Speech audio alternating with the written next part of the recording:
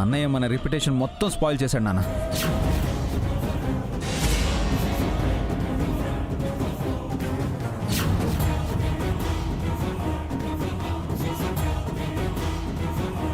తనని నమ్మి ఒక ఈవెంట్ అప్పగిస్తే అంతా పాడు చేశాడు.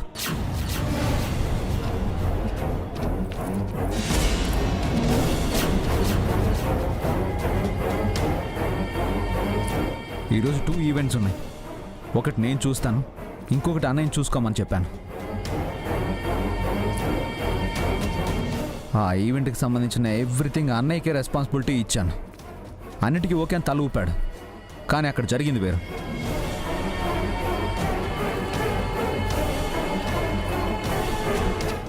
ఫ్లవర్ డెకరేషన్ కానీ, గెస్ట్ రిసీవింగ్ కానీ, స్నాక్స్, డిన్నర్ ఏది ఒక్కటి కూడా పర్ఫెక్ట్గా జరగలేదు. Nothing was satisfied.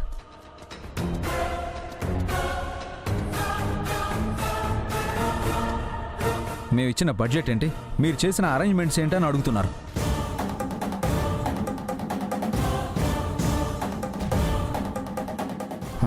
ఛే, అసలు ఈ ఈవెంట్ చేసింది సంస్కృతి ఈవెంట్స్ వాళ్ళేనా లేదంటే వేరే వాళ్ళని ముఖం మీద అడుగుతున్నారు. నేనేం సమాధానం చెప్పాలి?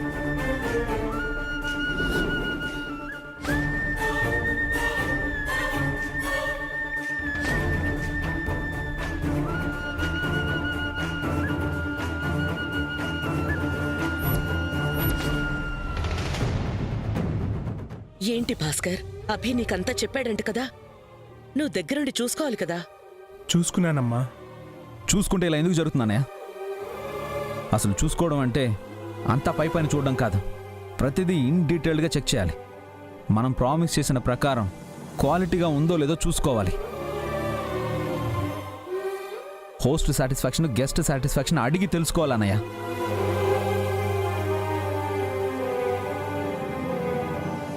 ఫస్ట్ ఆ ఈవెంట్ని మన ఇంటి ఈవెంట్ అని ఫీల్ అవ్వాలి. ఇదంతా చేసావా నువ్వు? సారీ అభి, మన టీం కరెక్ట్గా చేస్తుంది అనుకున్నాను. స్టాప్ ఇట్ అన్నయ్య. అలా ఎలా అనుకుంటావు? టీంని ముందుండి నడిపించాల్సింది నువ్వు. టీం పక్కనే ఉంటూ ప్రతిదీ చూసుకోవాల్సింది నువ్వు. అంతా టీం మీద వదిలేస్తే వాళ్ళు ఇష్టానుసారం చేస్తారు. చివరికి చెడ్డ పేరు వచ్చేది ఎవరికి? మనకి.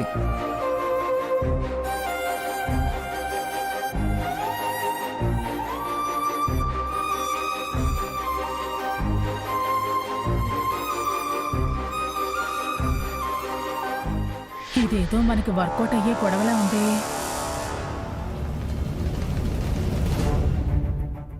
అయితే మాత్రం ఇలా అందరి ముందు మీ అన్నయ్యను పట్టుకుని అడగటం ఏం బాగుంటుంది అభి? అత్తయ్య, this is none of your business. ఇక్కడ పరాయి వాళ్ళు ఎవరూ లేరు.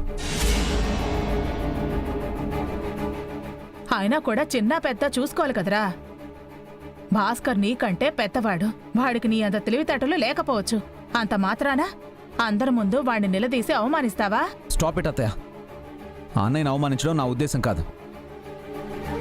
ఏ పని చేసినా కరెక్ట్గా చెయ్యాలి అంటున్నాను. వాడికి నీలాగా అనుభవం లేదు కదరా.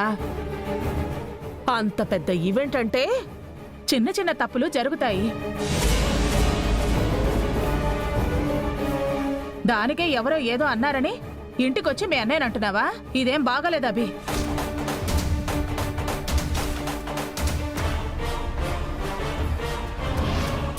ఇప్పటి వరకు మీ అమ్మా నాన్నే మీ అన్నయ్యని ఒక్క మాట అనలేదు. నువ్వు వాళ్ళకంటే పెద్దవాడివైపోయావా? దయచేసి మ్యాటర్ని డైవర్ట్ చేయకత్తయ్య. ఇక్కడ పెద్ద చిన్న విషయం కాదు. మన సంస్కృతి ఈవెంట్స్కి ఎలాంటి బ్యాడ్ నేమ్ రాకూడదు. ఎందుకంటే మనం దాని మీద ఆధారపడి బతుకుతున్నాం కాబట్టి. ఎవరు తప్పు చేసినా అందరం నష్టపోతాం కాబట్టి. అది అర్థం చేసుకోండి. ఈసారి కుదిలే అభి, ఇంకోసారి ఇలా జరగకుండా చూసుకుంటాను. వద్దునానా?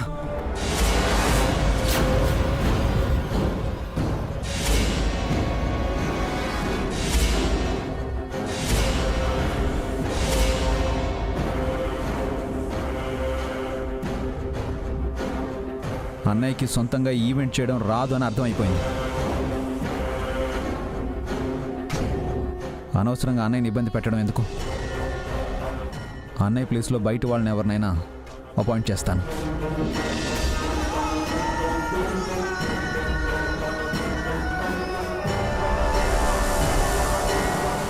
అన్నయ్య ఎప్పట్లా అకౌంట్స్ చూసుకుంటే చాలు.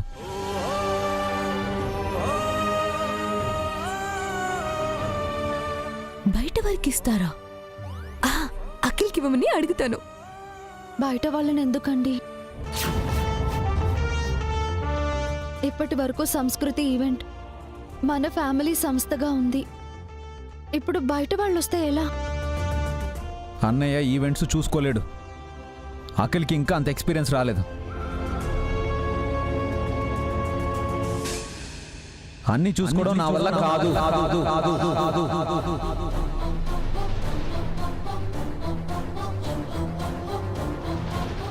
అయితే నేను చూసుకుంటాను.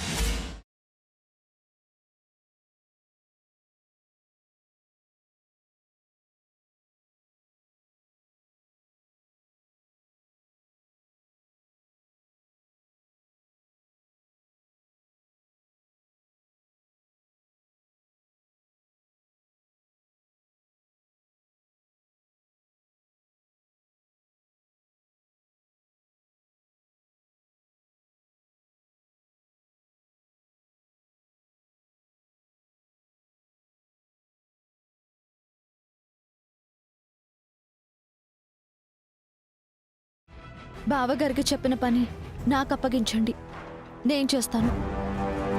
నీకేం తెలిసని చేస్తావమ్మా? భాస్కర్ కన్నా అఖిల్ కన్నా నీకెక్కువ తెలుసా? ఈ ఇంట్లో పిల్లల్ని సరిగ్గా చూసుకోలేవు కానీ బయటకు వెళ్ళి ఈవెంట్ చేస్తావా? చేస్తాను. ఈవెంట్ చేయడం అంటే ఇంటి ముందు ముగ్గేయటం కాదమ్మా, దానికి చాలా అనుభవం కావాలి. ఆయన ఎలాగో ట్రైనింగ్ ఇస్తారు కదా, అది ఫాలో అవుతాను. ఎలాగో అఖిల్ హెల్ప్గా ఉంటాడు. నా అఖిల్ నీకు హెల్పర్ ఏంటి? ఏం మాట్లాడుతున్నావు నువ్వు?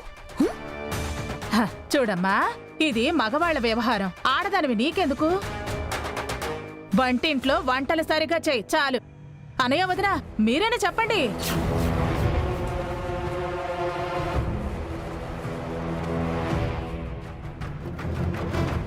ఓకే వసు గారు, ఇక నుంచి అన్నయ్య పని మీరు చేయండి.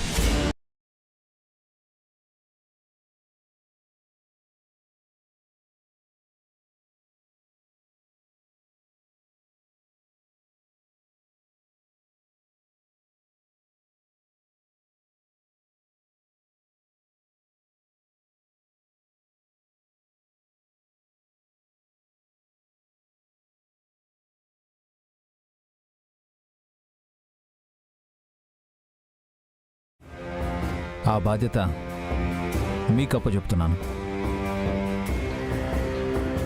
తనకేం తెలుసబి, ఎందుకు తొందరపడుతున్నావు? అన్నిటికీ అనుభవం అక్కర్లేదు అత్తయ్య. ఆత్మవిశ్వాసం ఉంటే చాలు. చేయగలను అనే నమ్మకం, ధైర్యం ఉంటే ఏ పనైనా చేయొచ్చు. అన్నయ్య వదినా, మీరైనా చెప్పండి. వసు ఈవెంట్స్ చేస్తుందంట. నీ ఇష్టం అభి. వసుతో పని చేయించుకోగలనన్న నమ్మకం నీకుంటే అలాగే చేయి.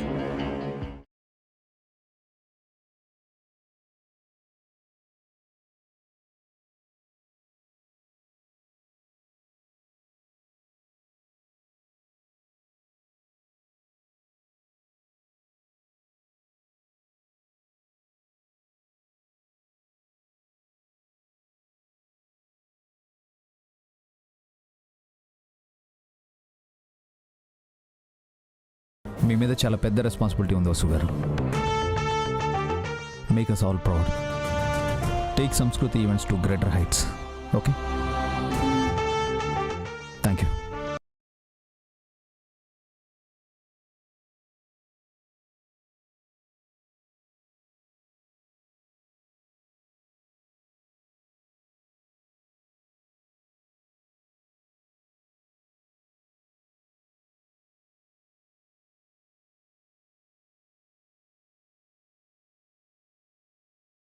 ఆల్ ది బెస్ట్ వదినా.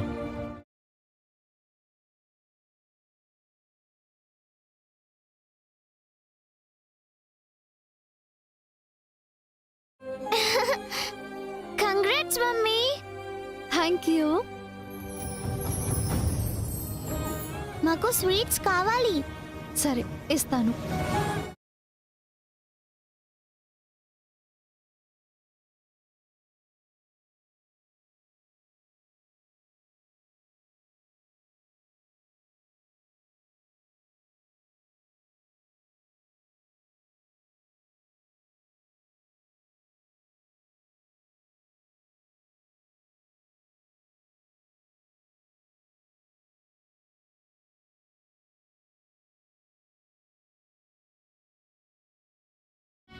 ఈ వసు నిజంగానే మామూలుది కాదు. ఏకంగా భాస్కర్ పోస్ట్కే ఎసరు పెట్టింది. ఇందాక అవకాశం రావాలి అనుకున్నాను. ఆ వసుని ఏకాకిని చేయడానికి ఆకాశం అంత అవకాశం వచ్చింది. దీన్ని కరెక్ట్గా వాడుకోవాలి.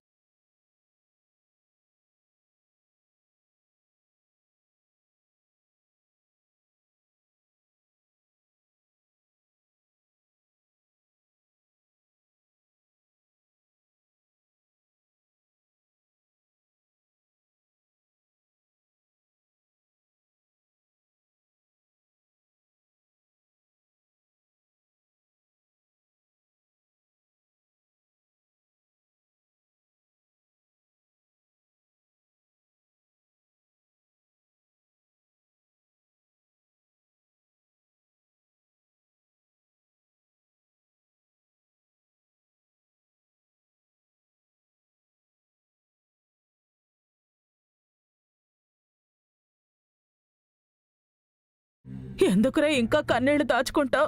ఏడు. ఏడవడం తప్ప నీకే పని చేత కదని అందరి ముందు నీ తమ్ముడు అనేశాడు కదా.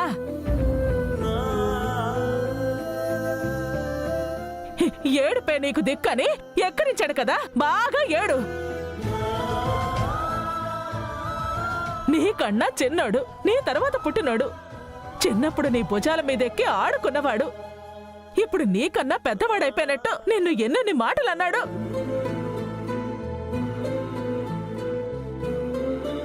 విన్న నాకే గుండె తరుకుపోయింది.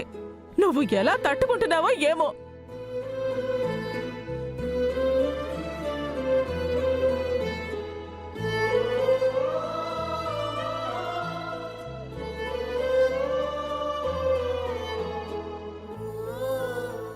నేను తప్పు చేశాను అత్తయ్య. అందుకే అభి నాపై అరిచాడు. అంతే. ఏంట్రా నువ్వు చేసిన తప్పు?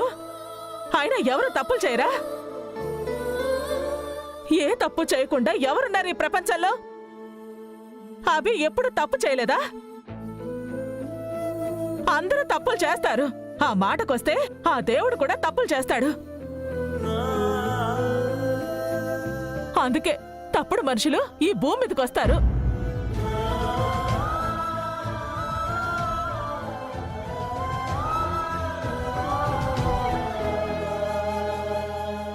సరే, నీ వల్ల ఏదో చిన్న పొరపాటో తప్పో జరుగుండొచ్చు అనుకుందాం. అంత మాత్రాన అందరి ముందు నీపై అరిచేస్తాడా? అందరి ముందు నిన్ను అవమానిస్తాడా? అందరి ముందు నీ పరువు తీస్తాడా? తండ్రి తర్వాత తండ్రి అంతటి వాడివి. నీతో అలాగైనా ప్రవర్తించేది?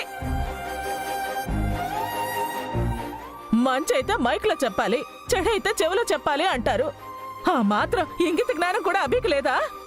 నోటికి ఎంత వస్తే అంత అనేడువేనా? అభి గురించి మీకు తెలుసు కదా అత్తయ్య. ప్రేమైన కోపమైన ఇలాగే ఉంటుంది. వాడిని తప్పు పట్టకూడదు. ఓర్ని, నువ్వు తెంగరోడవే అనుకున్నాను. తమ్ముడంటే ఎంత ప్రేమరా నీకు? నీతో ఇలా కాదు. అభి గురించి నీకంటే నాకే ఎక్కువ తెలుసురా. కానీ ఈ రోజు మనం చూస్తున్న అభి ముందు నుంచి మనం చూస్తున్న అభి కాదు. ఆ అభి ఇప్పుడు లేడు. వీడు కొత్త అభి, మారిపోయిన అభి, వసు మాయలో పడిపోయిన అభి.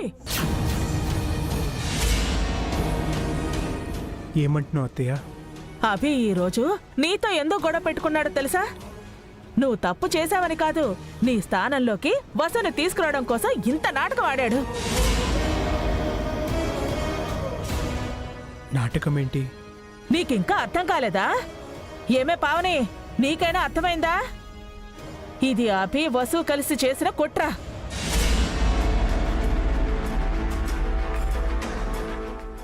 ఎలాగైనా నిన్ను ఈవెంట్స్ బాధ్యతల నుంచి తప్పించి ఆ స్థానంలోకి వసుని రప్పించాలని అభి వసు కలిసి ఆడిన నాటకం. వసు కోసం అభి నిన్ను బలిపశువం చేశాడు.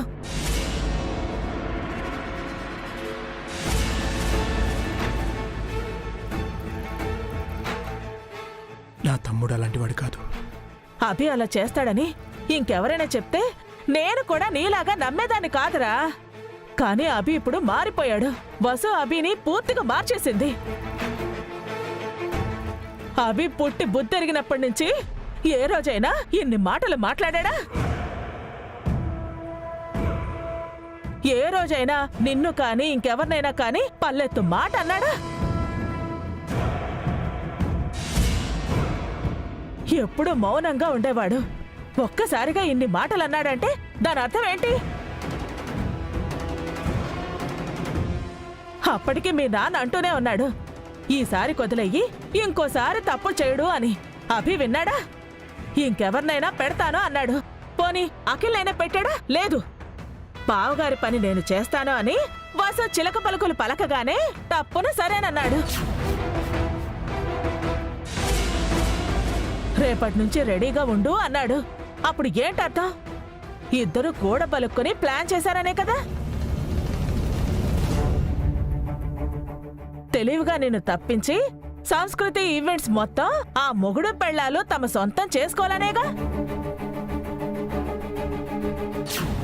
ఇది నిన్నో ఈ రోజో జరిగిన కుట్ర కాదురా. ఇది అభి వసు బాగా ఆలోచించి ప్లాన్ చేసిన కుట్ర.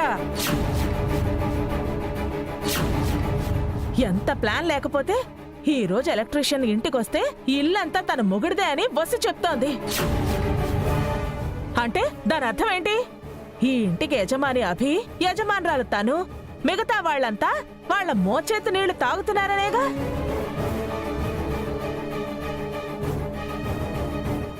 ఏంటే పవని, అప్పుడు నువ్వు కూడా ఉన్నావుగా, అంతా విన్నావుగా.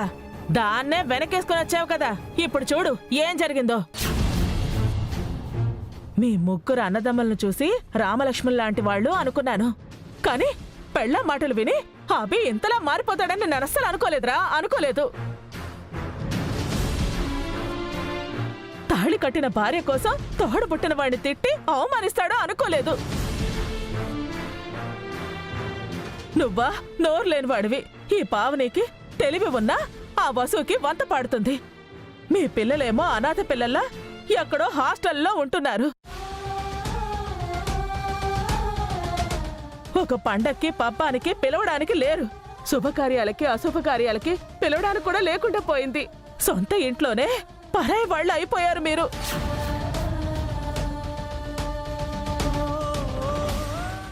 ఎంత చెడ్డ. నేను మీ మేనత్తని. నీకు అన్యాయం జరుగుతుంటే చూస్తూ ఊరుకుని ఉండలేనురా. అందుకే కడుపులో ఉన్నది కాస్త కక్కేశాను. మీరు నమ్మినా నమ్మకపోయినా నేను చెప్పింది నిజం. మీరు ఇలాగే ఉంటే నష్టపోతారు. ఆ తర్వాత మీ ఇష్టం.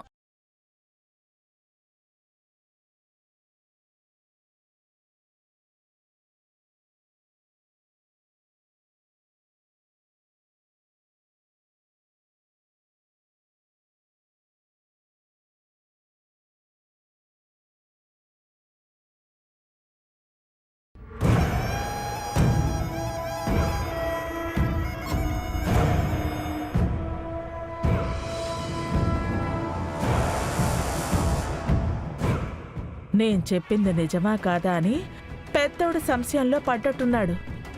నిజమని పావని నమ్మినట్టుంది. ఇది మారితే చాలు, ఆ వసుని ఒక ఆట ఆడించొచ్చు.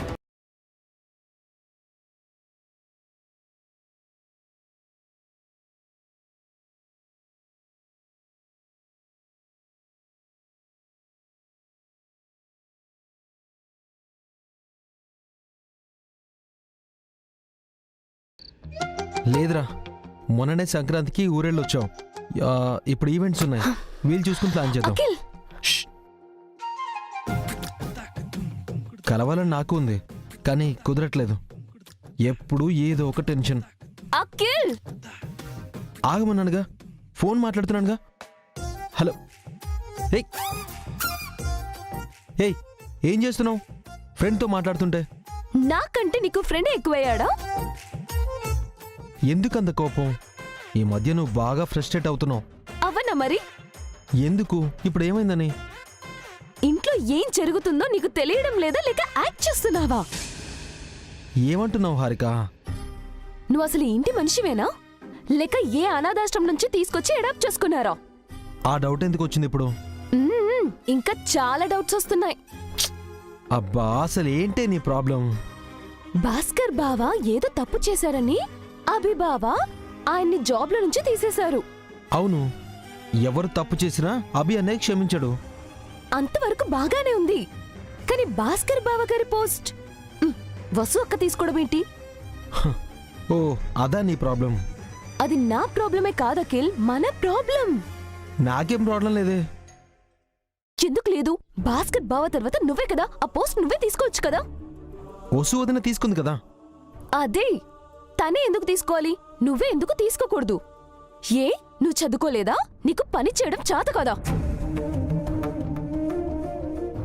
ప్రతిదానికి నువ్వు ఇలా ఫ్రస్ట్రేట్ అయితే నేనేం చేయలేను హారిక. ఆ ఏం చేయకు, ఇలాగే ఎంటీగా ఉండిపో. ఎందుకు పనికి రాకుండా పోతావు? హారిక, ఏ కోపం వస్తుందా? నువ్వు గొప్పగా ఉండాలని నాకు మాత్రం ఉండదా? నీ గురించి నేను ప్రౌడ్ గా ఫీల్ అవ్వకూడదా? భాస్కర్ బావ పోస్ట్ నువ్వు తీసుకుంటే ఎంత బాగుండేది. చూడు, ఎంతో ఎక్స్పీరియన్స్ ఉన్న భాస్కర్ అన్నయ్యే తప్పు చేశాడు. అలాంటిది అకౌంట్స్లో నాకెలాంటి ఎక్స్పీరియన్స్ లేదు. ఏదైనా తేడా జరిగితే ఎంత లాస్ వస్తుందో తెలుసా? డబ్బు సంగతి పక్కన పెట్టు, మన ఈవెంట్స్కే చెడ్డ పేరు వస్తుంది, రెప్యుటేషన్ పోతుంది. ఇవన్నీ నువ్వనుకుంటున్నావా లేక ఎవరైనా చెప్పారా? నాకెవరు చెప్పాలి? నా గురించి నాకు తెలీదా ఏంటి? ఎందుకు నిన్ను నువ్వు తక్కువ చేసుకుంటున్నావు అఖిల్? నీకేం తక్కువ? ఇన్ని ఇయర్స్ గా ఈవెంట్స్ చేస్తున్నావు, నీకు ఎక్స్పీరియన్స్ లేదా? ఇదంతా కాదు హారిక, భాస్కర్ అన్నయ్య చేసే పని నేను చేయలేను. అది కాక ఎవరికి ఏ పని చెప్పాలో అభి అన్నయ్యకి బాగా తెలుసు.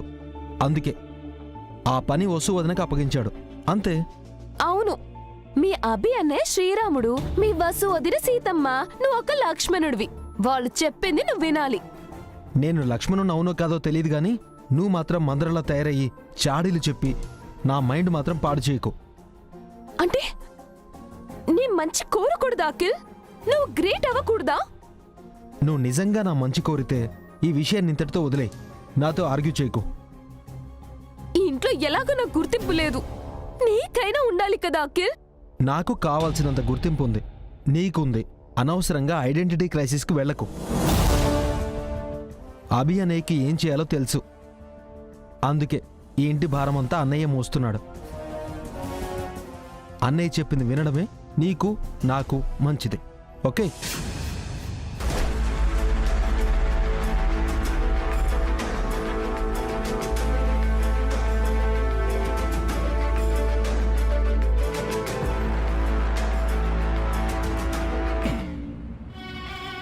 నువ్వు నిజంగా ఈటీవీ అఖిల్. నిన్ను కాదని వసు ఒక్క ఆ జాబ్ ఎలా చేస్తుందో నేను చూస్తాను.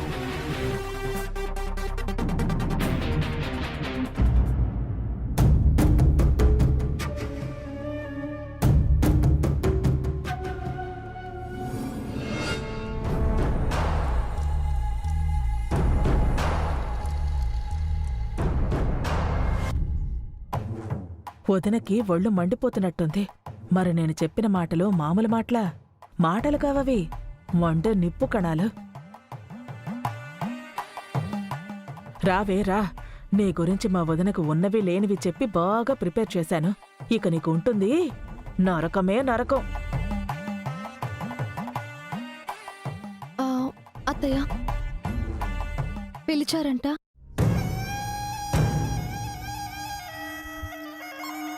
అసలు నీ ఉద్దేశం ఏంటి వసు? నువ్వు నీ దృష్టిలో నీ గురించేమనుకుంటున్నావు, మా గురించేమనుకుంటున్నావు? ఈ ఇంటిని, ఈ ఇంట్లో మనుషుల్ని ఏం చేయాలనుకుంటున్నావు?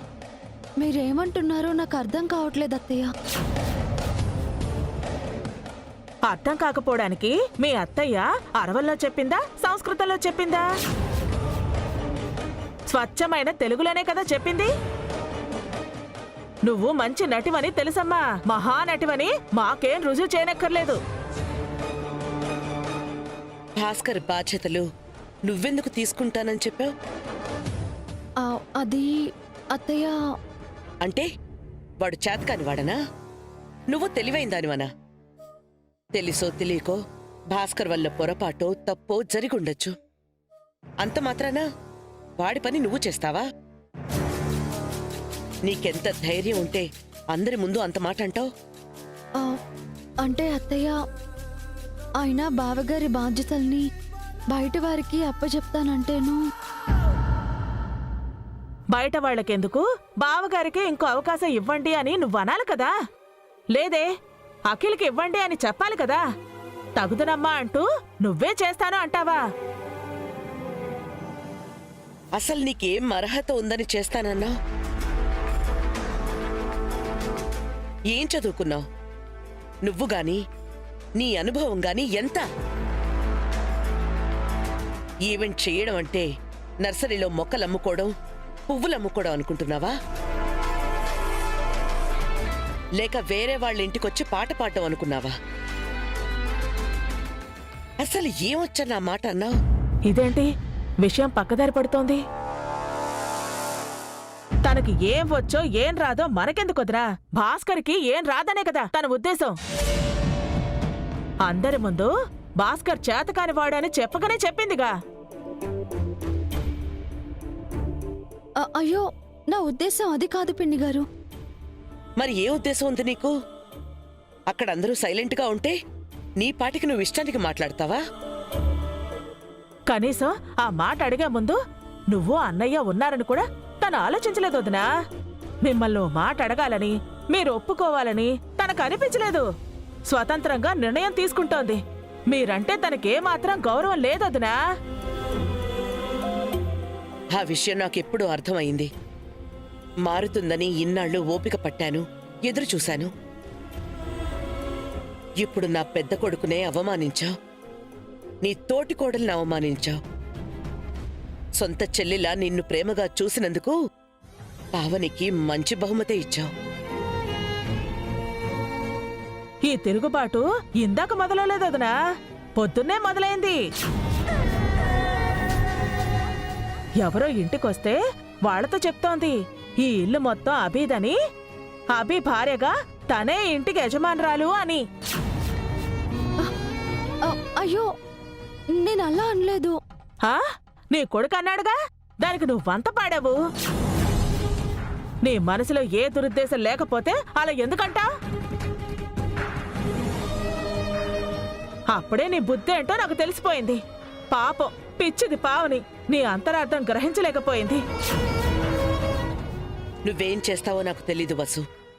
నీ మాటని వెనక్కి తీసుకో. భాస్కర్ తన పని తనే చేయాలి. వాడు బాధపడితే నేను భరించలేను.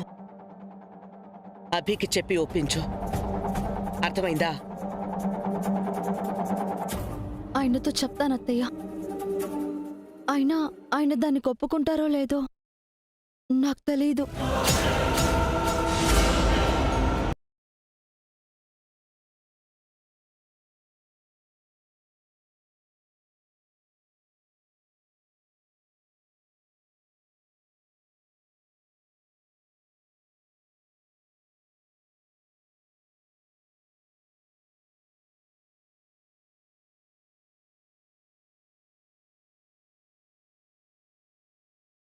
ఇది ధిక్కరించడం కాదత్తయ్య గారు. మిమ్మల్ని ఎదిరించాలని నాకు ఎంత మాత్రం లేదు. అభి ఒప్పుకోడు అని పరోక్షంగా నీ మొహం మీద చెప్పేసి వెళ్ళిపోయింది. ఆయన్ని ఒప్పించే ప్రయత్నమే నేను చేయబోతున్నాను అత్తయ్య గారు. భాస్కర్ తెలివిలేనివాడని, ఏమీ చేతకానివాడని, చవట దద్దమ్మ అని ఆ వసు ప్రూవ్ చేయాలనుకుంటోందదినా. బావగారి సామర్థ్యం ఏంటో, ఆయన ప్రతిభ ఏంటో, ఆయనలో దాగున్న తెలివితేటలేంటో బావగారికి తెలియజేసే ప్రయత్నమే అత్తయ్య ఇది. ఇలాగే చేసి ఎందుకు పనికిరాడని చెప్పి ఏదో ఒక రోజు పావని భాస్కర్లను ఇంట్లో నుంచి వెళ్ళగొట్టించేస్తుంది. ఉద్యోగంలోంచి తీయించింది, ఇంట్లో నుంచి పంపించలేదా? బావగారు చిన్నప్పుడు మావయ్య గారి తర్వాత బావగారే ఇంటి యజమాని అని అనేవారట. కేవలం భయం వల్ల ముందుకు రాలేకపోతున్నారు. ఆ భయం వల్లే తప్పులు చేస్తున్నారు. అది బావగారికి అర్థమయ్యేలా చేసి బావగారు సమర్థులు అని ఆయనకి తెలియజేయబోతున్నానత్తయ్య.